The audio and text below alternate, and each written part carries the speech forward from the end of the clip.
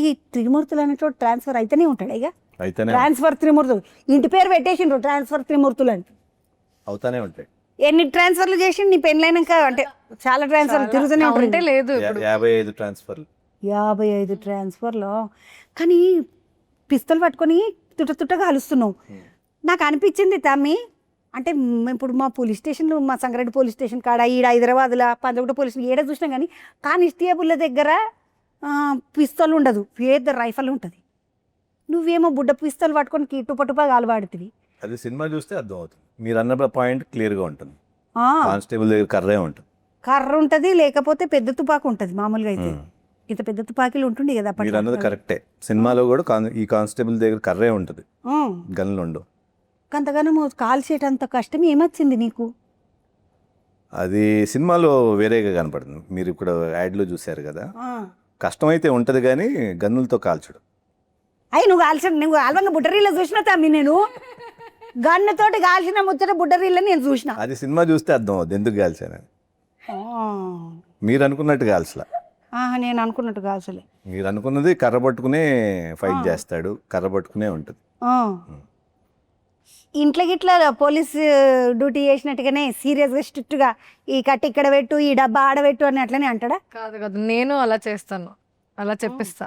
ఆవిడ స్ట్రాంగ్. అక్కడ అక్కడ పెట్టు, అక్కడ అలా చెయ్యి, అది నేనే చేస్తాను, చేశాను.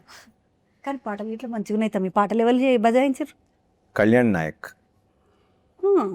కొత్త ఆయన కాదు ఆయన. కళ్యాణ్ నాయక్ అంటే ఆయన 3-4 సినిమాలు చేశాడు ఆయన. చేసిన కళ్యాణ్ నాయక్ పేరు బాగానే సర్లేదు. తమ్మి శనార్థులు పాటలు మంచిగా ఉన్నాయి. నువ్వు కూడా మంచిగా అనిపించినావు సార్.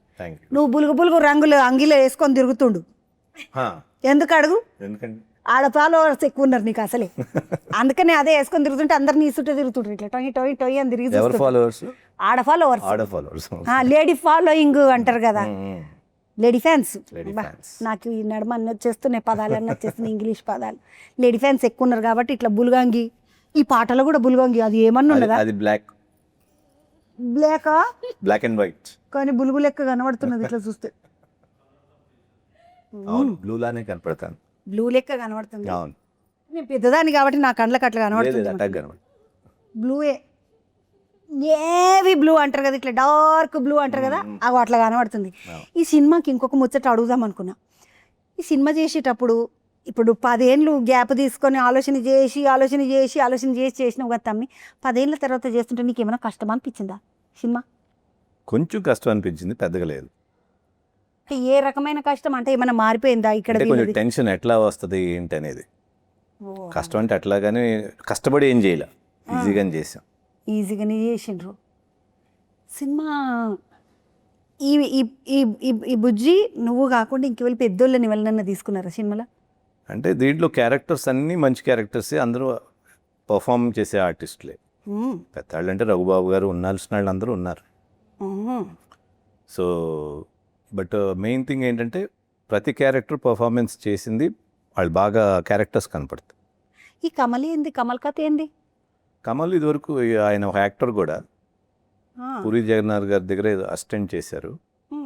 తర్వాత ఈ స్క్రిప్ట్తో రావటం నీ దగ్గరికి వచ్చిండు. ఇప్పుడు ప్రొడ్యూసర్ మనమే పేరు ప్రొడ్యూసర్ దగ్గర వడినవిననే ఉన్నది. అవును, మీరే చేసుకొని మీరే చేసిండ్రు. నీ దగ్గరికి అంటే మనలో మనం ముచ్చట, మనమంతా ఒకటే కాబట్టి అడుగుతున్నా. ఇంతమంది ప్రొడ్యూసర్లు కథలు పట్టుకొని రాంగా చెప్పిపియంగానేమో నచ్చకపోయి నువ్వేమి ఇప్పుడు ఇంట్లోకి సొంత పైసలు పెట్టి సినిమా చేస్తున్నావు, ఎట్లా తమ్మి? అంటే మనకు నచ్చింది చేయాలిగా. ఇప్పుడు వచ్చింది చేయటం కాదు, నచ్చింది చేయాలి. వచ్చింది చేయడం వద్దనుకున్నావు, వచ్చింది చేస్తే మస్తు పైసలు వస్తుండే కదా. అర్థమవుతుంది అదే, అర్థమవుతుందా నీకు? బుచ్చి చూడు, అర్థమయ్యే చటక్కుమని అర్థమైంది. ఆడపిల్లలకి ఇస్తుంటే పక్క అర్థమైపోతాయి. పైసలు వస్తాయి కదా, మనకు నచ్చింది కూడా ఉంది కదా ఇక్కడ చాలా. అది కథ, అసలు కథ అలా ఏం లేదు. జస్ట్ అసలు ఈ సినిమా తీయటానికి వరకే ఉంది, ఇంకా అంతే. సినిమా తీయడానికి వరకే ఉంది. నవీన్ బర్త్డే ఈ ముచ్చట చెప్తే మనం నమ్మాలి. ఈ సినిమా తీయడానికి వరకే ఉందండి. పోని పట్టు సంతోషం. కానీ తమ్మునికి మంచిగా ఉన్నది, బిందాస్, నిమ్మలం, ఏం పర్వాలేదు. ఈ సినిమా కాక ఇంకా వరుస పెట్టి మళ్ళీ సినిమాలు నడుస్తూనే ఉంటాయా? మళ్ళా వచ్చింది కాక నీకు నచ్చింది వచ్చేసరికి సమయం పడుతుందా? సమయం పడుతుంది. పట్టినా సరే కానీ ఆగుతావు. ఆగు. అంటే ఏ రకమైన సినిమాలు చేద్దామన్న ఆలోచన ఉంది తమ్మి? నాకే తెలియదు, ఆ మైండ్లో అదేదో అవ్వాలి. నీకు నచ్చాలి. నచ్చాలి. ఇప్పుడు నీకు నచ్చాలంటే నీకే నచ్చితే సరిపోతుందా? మళ్ళీ మేనేజర్లు, మీ చుట్టాలు, మీ వాళ్ళు, అప్పుడు పెద్ద ఆయన ఉన్నప్పుడు, మీ నాన్న ఉన్నప్పుడు ఆయననే చూస్తుండే నా తమ్మి కథలని. ఎప్పుడు నేనే సెలెక్ట్ చేసుకునేవాడు. ఇప్పుడైనా కూడా నేను ఒక్కనే సెలెక్ట్ చేస్తాను, ఇంట్లో వాళ్ళు ఎవరు చేయరు. ఇట్లా చాలా మందికి ఫస్ట్ వాళ్ళ నాయన వినాలంట, వాళ్ళ అక్క వినాలంట, వాళ్ళకు నచ్చినాకనే సార్ దగ్గరకు ఇప్పుడు ఈ పోతారు. సినిమా కథ కూడా అసలు మా ఫ్యామిలీలో ఎవరు లేదు, నేను ఒక్కడనే ఓకే చేసుకున్నాను. మరి కమల్ బాగానే చేసిండా? కమల్ సూపర్. స్క్రిప్ట్ రైటింగ్ ఎంత బాగుందో డైరెక్షన్ కూడా అంత బాగా చేస్తాడు.